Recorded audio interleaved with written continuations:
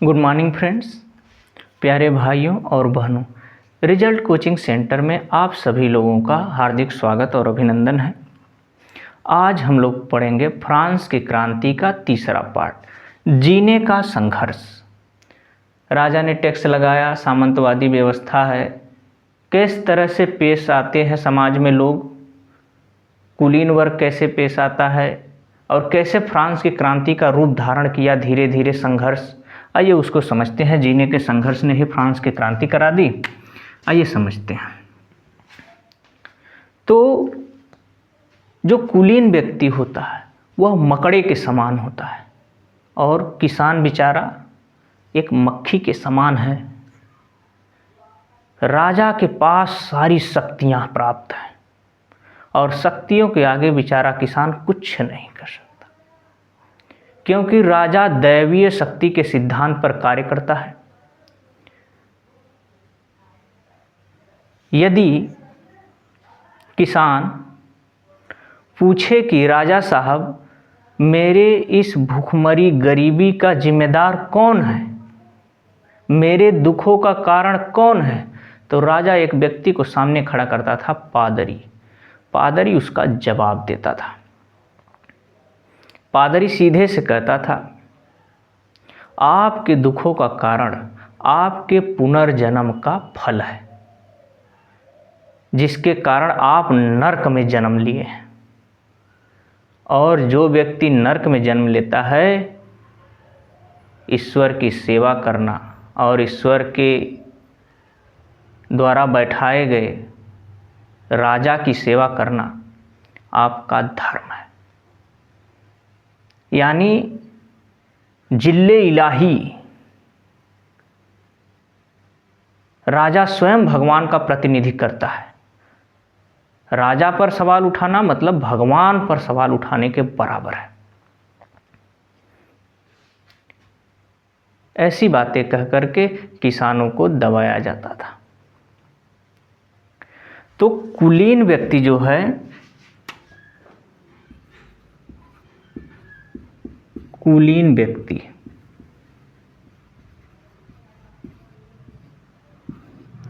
यह क्या है, एक मकड़े के समान है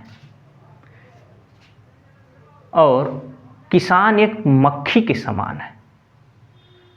मकड़ा जब चाहे उस मक्खी को खा सकता है।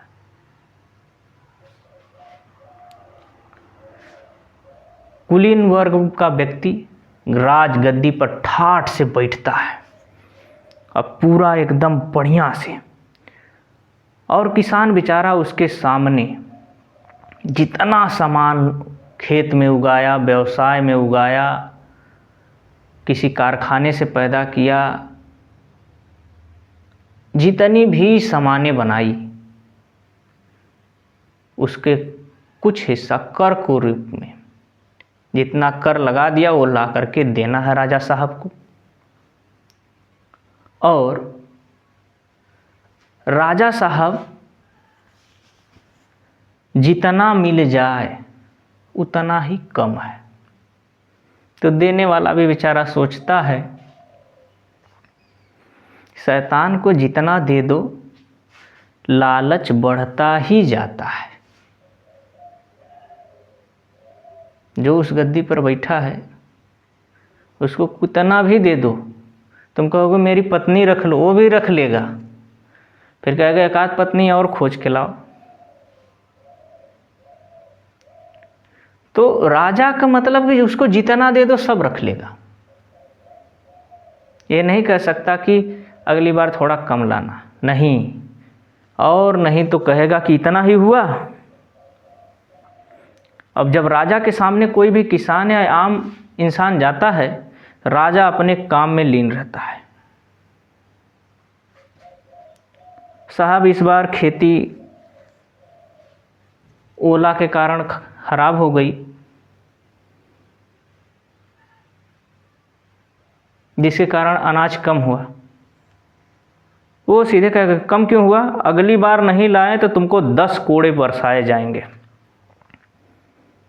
तो अगली बार का तो छोड़ ही दो, अगली बार तो बोलबा नहीं करेगा, डायरेक्ट कहेगा इसको 10 कोड़े लगाए जाएं और कर्ज के रूप में इस पे भार नोट किया जाए और चढ़ाया जाए कि अगली बार इससे ज़्यादा दोगुना नहीं लेकर के आया तो इसको 20 कोड़े बरसाए जाएंगे। और वो दिखता रहेगा, अपना आँख नहीं मिलाएगा। किसान उसको सब कुछ दे दे लेकिन फिर भी उससे आँख नहीं मिलाएगा ही। और जो देने वाला है वो सिर झुका करके मूड़ी नीचे करके ही रख के अपना जाए। तो गरीब बेचारा मेहनत मजदूरी खून पसीना की कमाई सब ला करके राजा के चरणों में रख देता था और गद्दी पर बैठा व्यक्ति जमींदार सब कुछ स्वीकार करने को तैयार है, लेकिन वह एक नज़र देखता तक नहीं। चलिए समझते हैं जीने का संघर्ष।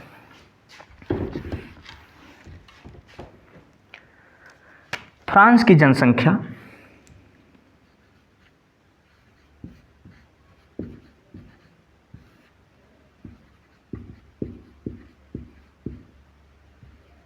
फ्रांस की जनसंख्या 1715 में 2.3 करोड़ थी। 2.3 करोड़ मतलब 2 करोड़ 30 लाख। 2.3 करोड़ थी, यानी 2 करोड़ 30 लाख जनसंख्या थी। कितना में? 1715 ईस्वी। 1715 ईस्वी में 2.3 करोड़ थी। 1789 में बढ़कर 2.8 करोड़ हो गए। 1789 ईस्वी में बढ़कर जनसंख्या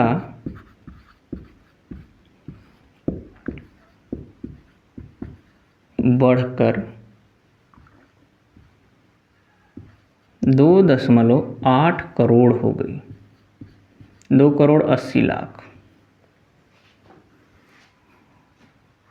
ठीक है, 30 तो थी ही, 30 से 40 हुआ, 40 से 50 हुआ, 50 से 60, 60 से 70, 70 से 80।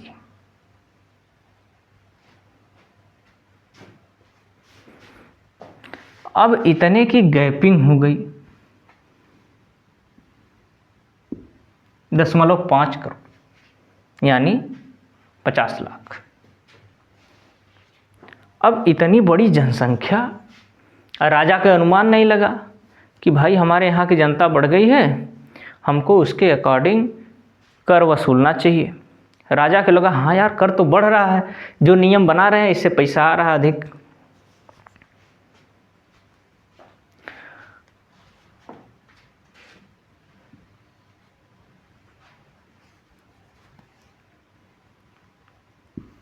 राजा इसको भांप नहीं पाया। जब जनसंख्या बढ़ी, जब जनसंख्या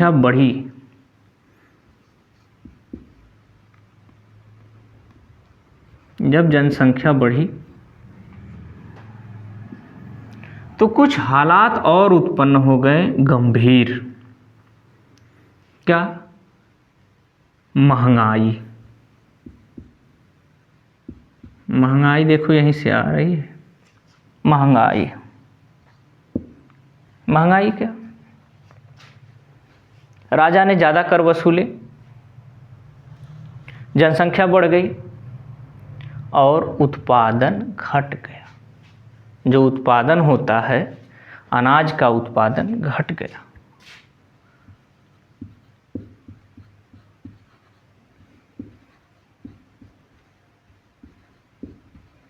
अनाज का उत्पादन कम हो गया। जनसंख्या तो बढ़ती चली जा रही है, 1 से 2, 2 से 4, 4 से 8, 8 से 16, 16 से 32, 32 से 64, लेकिन उत्पादन 1 से 2 होता है, 2 से 3 होता है, 3 से 4 होता है, 4 से 5 होता है। यानी जनसंख्या गुणात्मक वृद्धि करती है, जबकि खाद्यान्न या उत्पादन, रिसोर्स, संसाधन, ये धनात्मक वृद्धि करते हैं। माल्थस है, आगे बताएंगे। माल्थस इसी सिद्धांत पर कहा। अब महंगाई बढ़ती गई अनाज का उत्पादन कम हो गया, खाद्यान्न आपूर्ति कम हुई, जिसके कारण पाव रोटी ज़्यादा खाते हैं, पाव रोटी का दाम बढ़ गया, पाव रोटी का दाम बढ़ गया, लोगों के खाने के लाले पड़ गए, बहुत से गरीब मजदूर कमज़ोर हो गए, उनका शरीर एकदम कमज़ोर हो गया। रीज़न क्या है? पाव रोटी का दाम तो बढ़ा, बड़े लोगों के लिए कोई दिक्कत नहीं, छोटे वालों के लिए दिक्कत है। पाव रोटी का दाम बढ़ा, लेकिन जो मजदूर वर्ग था, कारखाने की सामान की वस्तु का रेट तो बढ़ गया, वस्तु की कीमत बढ़ गई, वस्तु की जो कीमत है यह तो बढ़ गई, लेकिन व्यक्ति की कीमत वही है। व्यक्ति की कीमत वही है या स्थिर है? ये वृद्धि की तरफ जा रहा है, ये स्थिर होते होते धीरे धीरे डाउन हो गया है। तो मजदूर की कीमत महंगाई के हिसाब से नहीं बढ़ी। क्यों? क्योंकि उनकी तनख्वाह को तय करने वाले जो मालिक थे वो कुलीन वर्ग और बड़े व्यवसायी ही तो थे। उनको पता है कि मजदूर हमको मिल जाएंगे, लेकिन मजदूर को ये नहीं पता कि हमको मालिक मिल जाएंगे, हमको मालिक नहीं मिलेंगे, इसलिए उसी रेट में करने को बेचारे मजबूर थे। हुआ क्या? जब यह स्थिति हुई, अमीर और अमीर होता गया,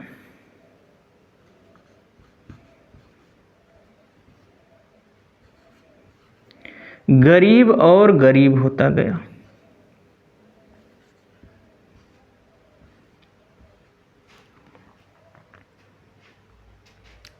वहीं रुकेगा नहीं, गरीब और डाउन जाएगा। यानी ये ऐसा ग्राफ है अमीरी और गरीबी का, यदि अमीर बहुत ज़्यादा अमीर होता जाएगा तो गरीब और ज़्यादा गरीबी में जाएगा। जब महंगाई बढ़ेगी, जब महंगाई बढ़ेगी, संसाधन घटेंगे, तो अमीर और अमीर होता जाएगा और गरीब और गरीब होता जाएगा। स्थितियां तब बदतर हो जाती हैं जब प्रकृति कहर ढाले। जो प्रकृति है, प्रकृति भी यदि कमजोरों का साथ छोड़ दे, प्रकृति कहर ढाए। जब प्रकृति कहर ढाने लगे,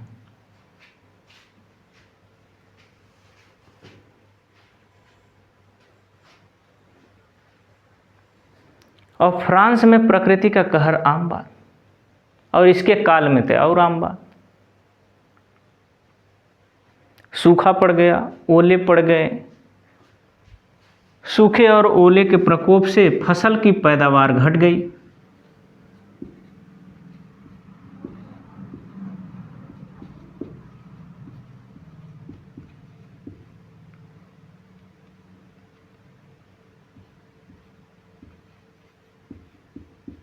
फसल की पैदावार घट गई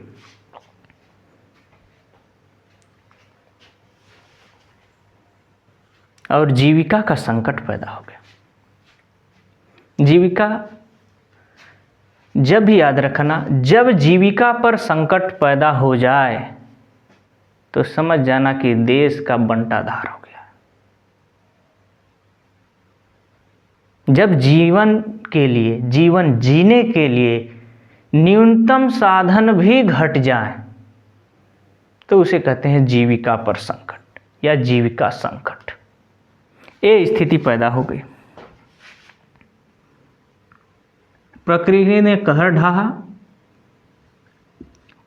ओले और सूखे के कारण।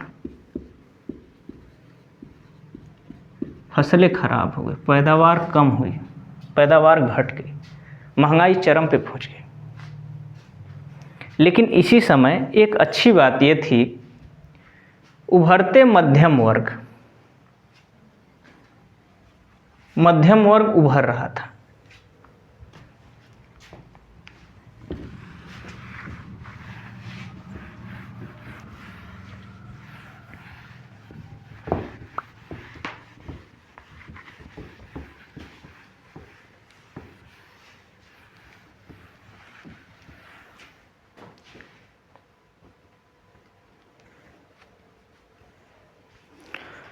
अब देखो मध्यम वर्ग के उभरने का भी रीजन है, वह नीचे वाले तबके से बड़ी मेहनत करके किसी कारण किसान जो है बड़े व्यवसाय में थोड़ा सा शामिल हुआ, शिक्षा ग्रहण की, व्यवसाय को सीखा, बिजनेस को सीखा और उसमें थर्ड स्टेज के जो फर्स्ट क्राइटेरिया है उसमें शामिल हुआ, तृतीय स्टेटस के लोगों के साथ। उसमें जो बड़े लोग थे, उसने चीज़ों को समझना स्टार्ट किया, कहा यार इस हिसाब से तो जो नीचे वाला है वह और ही नीचे चला जाएगा। तो उभरते मध्यम वर्ग ने विशेषाधिकारों के अंत की कल्पना की।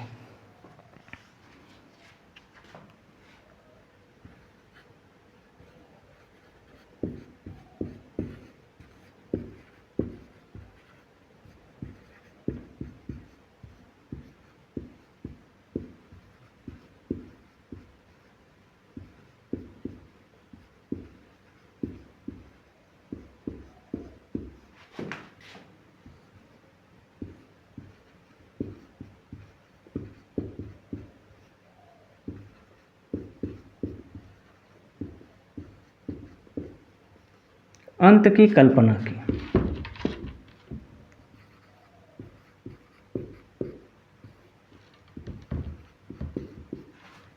आई बात समझ में?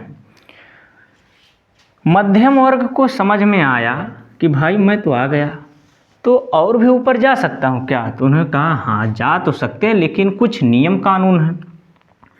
इन्होंने कहा कि हर इंसान सामान्य रूप से पैदा होता है, सब सेम ही है, पैदा होने के सब समय सेम है, सामान्य। तो पैदा होने की तरह पैदा जिस समय होते हैं तो उस समय सब सामान्य होते हैं, सामान्य स्थितियां सभी के साथ होती हैं, सब सामान्य है। तो जब सब समान हैं तो सामान्य से ये कुलीन वर्ग जन्म को रास्ता दिखा करके कहा ईश्वर ने हमें भगवान का प्रतिनिधि बनाकर भेजा है, सामान्य से हम विशिष्ट हैं।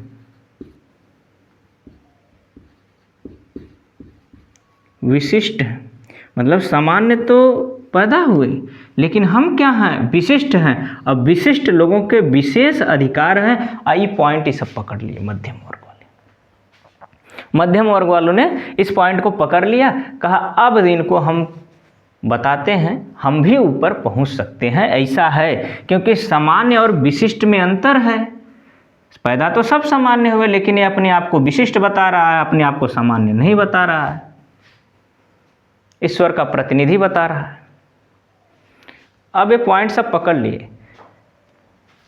तो सामान्य वर्ग के संघर्ष का कारण क्या था? आखिर ये पहुंच तो गए, विरोध किए सामान्य वर्ग, मध्यम वर्ग और खास करके मध्यम वर्ग, क्योंकि जो किसान थे, जो किसान प्लस मजदूर प्लस भूमिहीन,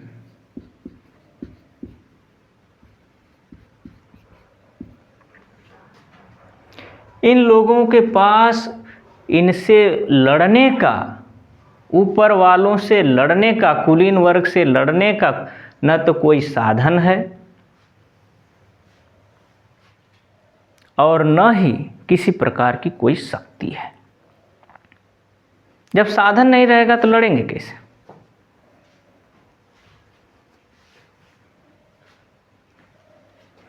इनकी सामाजिक आर्थिक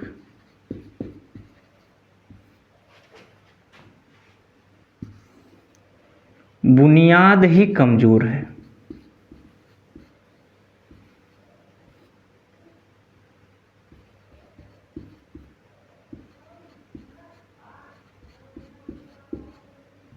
कमजोर है, सामाजिक आर्थिक बुनियाद ही कमजोर है। तो ये लोग हल्ला मचा सकते हैं, हंगामा कर सकते हैं, लेकिन बदल नहीं सकते। यही राजा को भली भांति समझ में आता है कि कोई भी गरीब, मजदूर, किसान केवल हल्ला मचा सकता है,